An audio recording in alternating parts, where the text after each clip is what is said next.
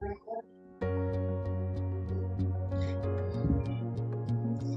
Assalamualaikum warahmatullahi wabarakatuh. Kami dari kelompok Japan Airlines pada kesempatan kali ini akan membahas materi tentang Formulating Strategy Tools, di mana kelompok kami terdiri dari saya sendiri, yaitu Anggi Busunta, kemudian ada Gilang Apriansyah, kemudian Gustian Alvarega, Habibina Pratama, Jihanada Hanifah, dan Syafia Yulia Putri. Baik, untuk materi pertama, saya akan bahas tentang Tools Matrix. Analisis Tools Matrix ini merupakan singkatan dari beberapa kata. Terdiri dari ada threats, yang artinya itu ancaman-ancaman. Kemudian ada opportunities, yaitu peluang. Kemudian weakness, kelemahan, dan strength. Seringkali Tools Matrix ini disamakan dengan analisis SWOT, padahal analisis SWOT tersendiri itu memiliki perbedaan yang signifikan dengan Tools Matrix, di mana Tools Matrix itu lebih berfokus pada faktor di luar perusahaan yang berpengaruh nanti terhadap faktor-faktor yang ada di internal perusahaan. Jadi Tools Matrix lebih membahas tentang perilaku di dalam perusahaan secara kritis. Kemudian di dalam Tools Matrix itu ada 4 strategi yang perlu kita pahami. Yang pertama ada namanya strength opportunity, di mana itu kekuatan dan peluang. Nah, strategi ini membuat perusahaan menggunakan kekuatan yang dimiliki untuk mengeksploitasi segala peluang yang ada. Kemudian yang kedua, weakness opportunity. Nah, pada strategi weakness opportunity ini atau WO, strategi ini menandakan bahwa perusahaan mengatasi segala kelemahan-kelemahan yang dimiliki oleh perusahaan dan mengambil keuntungan dari peluang yang ada. Jadi perusahaan mengurangi kelemahan, kemudian mengeksploitasi peluang-peluang yang ada. Jadi dari kelemahan-kelemahan tersebut dapat tercipta peluang-peluang yang bisa bermanfaat bagi perusahaan.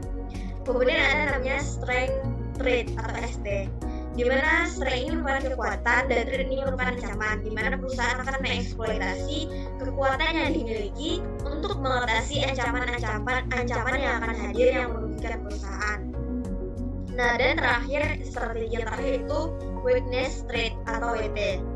Nah, pada strategi ini menggunakan langkah dengan mengurangi kelemahan-kelemahan tadi untuk menghindari ancaman. Baik, selanjutnya itu akan dijelaskan oleh rekan saya, yaitu Rengga. Kepada Rengga, silakan.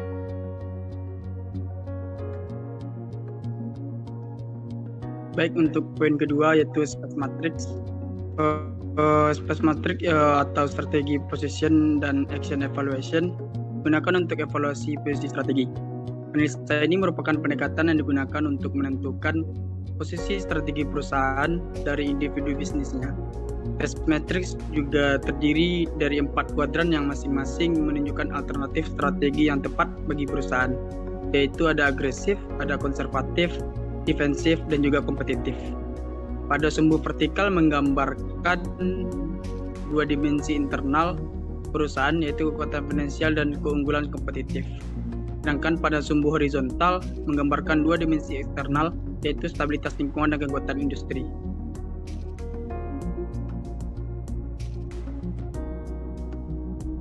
Next. Ada beberapa tahapan yang dibutuhkan untuk menyusun matrix space atau space matrix. Yang pertama yaitu pilihlah serangkaian variabel untuk mendefinisikan kekuatan finansial, keunggulan kompetitif, stabilitas lingkungan, dan kekuatan industri.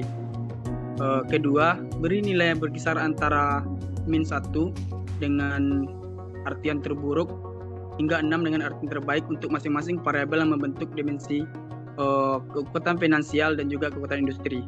Dan juga beri nilai yang sama dengan itu -1 terbaik hingga -6 terburuk untuk masing-masing variabel yang membentuk dimensi stabilitas keuangan, lingkungan, dan keunggulan kompetitif.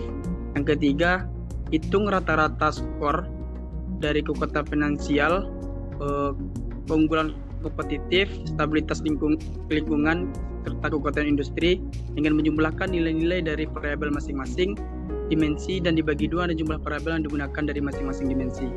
Yang keempat, tempatkan nilai-nilai rata-rata dari keempat poin tersebut untuk sumbu yang sesuai dengan matrix space. Dan yang kelima, tambahkan dua nilai pada sumbu horizontal dan gambar titik hasilnya pada sumbu horizontal. Tambahkan dua nilai pada sumbu vertikal dan gambar titik hasilnya pada sumbu vertikal. Gambar perpotongan dari titik X, Y yang baru. Dan yang terakhir, gambar vektor arah dari titik asal matrix space melalui titik perpotongan yang baru. Vektor ini mengungkap tipe strategi yang direkomendasikan untuk organisasi, yaitu agresif, kompetitif, defensif, atau konservatif. Sekian, dikembalikan. Baik, itulah penjelasan tentang space matrix. Selanjutnya itu kita akan bahas tentang BCG matrix yang akan dijelaskan oleh Jihanada. Kepada Jihanada, silakan.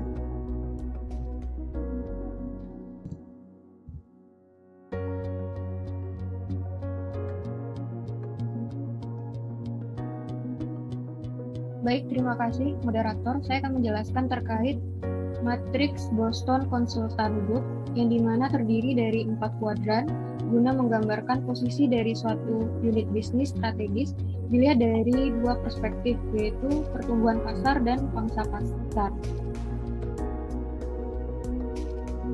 Keempat kuadran tersebut yaitu yang pertama kuadran question mark, di mana posisi pangsa pasar yang relatif yang rendah, di mana strategi yang diambil apakah strategi bisnis baru yang akan dicoba, strategi bisnis yang dikembangkan menjadi bintang dengan menggunakan strategi pertumbuhan yang dibiayai oleh sapi perah, bahkan strategi likuidasi atau penutupan bisnis atau melepaskan bisnisnya yang tidak mampu bertahan. Yang kedua yaitu kuadran 2 star, di mana pangsa pasar yang relatif tinggi dan tingkat pertumbuhan industri yang tinggi, di mana memiliki posisi dominan sebagai pemimpin pasar yang mampu memberikan arus kas positif bagi unit bisnis strategis ini. Kuadran 3 atau cash cow, di mana pangsa pasar yang relatif tinggi namun berada dalam industri yang pertumbuhannya lambat. Kuadran 4 dogs, di mana pangsa pasar yang rendah dan tingkat pertumbuhan yang rendah, unit bisnis strategis seringkali mengalami likuidasi, investasi, atau bahkan penciutan usaha. Sekian dari saya kembalikan kepada moderator. Baik, selanjutnya itu pembahasan materi tentang IE matrix yang akan dijelaskan oleh Hadi. Kepada Hadi, silakan.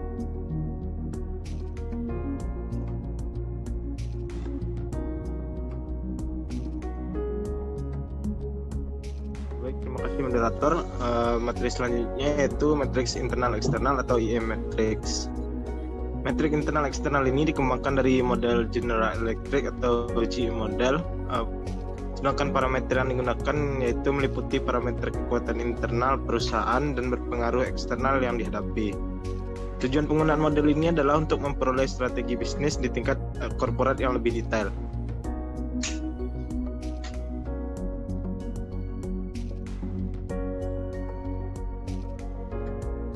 Next.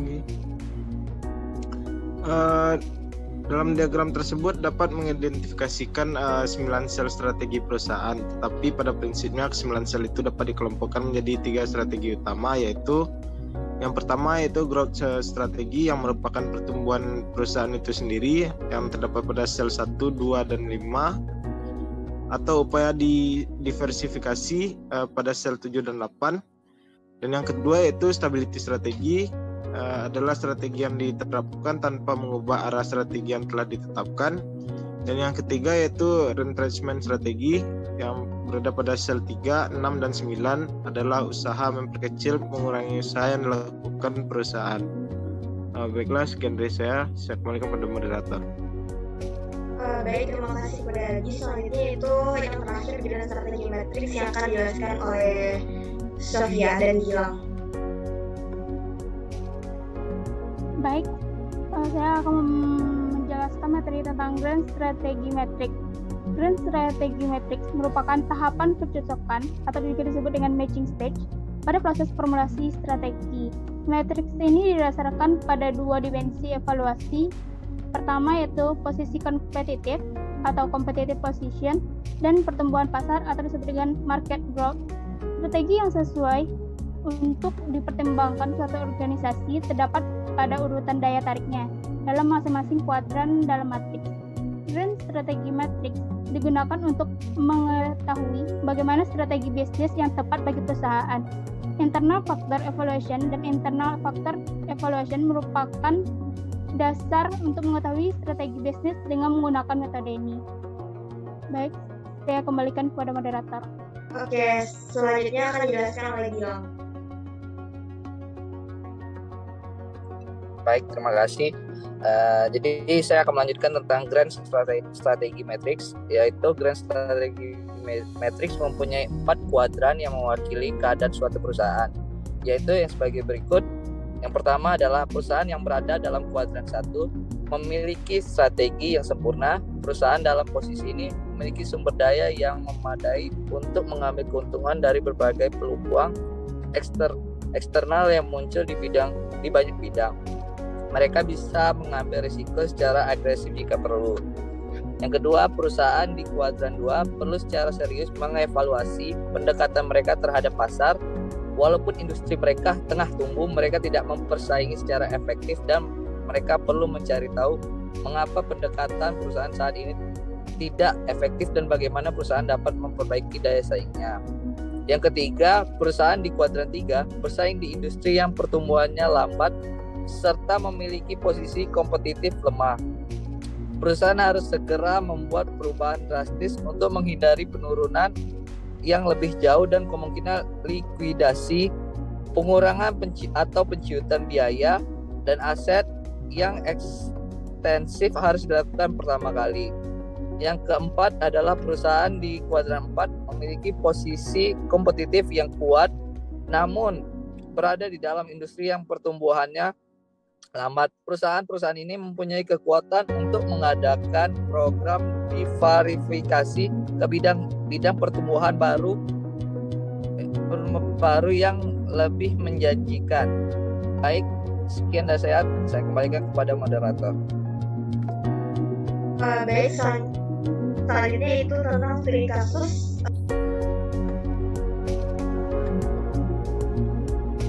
Baik, selanjutnya itu studi kasus tentang analisis TOS pada PT Intan Pariwara.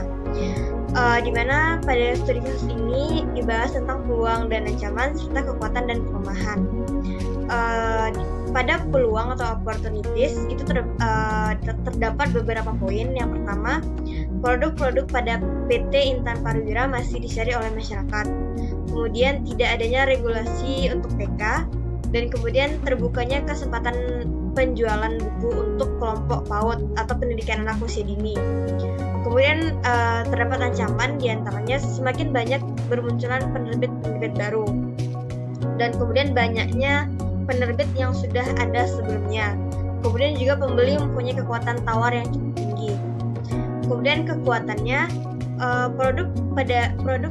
produknya itu bervariasi mulai dari tingkat TK hingga SMA. Kemudian produknya sudah memenuhi standar nasional perbukuan. Kemudian kemudian penulisnya berskala nasional. Kemudian jaringan perwakilan sudah tersebar di seluruh Indonesia. Dan kemudian sudah mempunyai brand image di masyarakat. Di mana pasti setiap sekolah sudah pasti tahu tentang penerbit PT Intan Pariwara ini.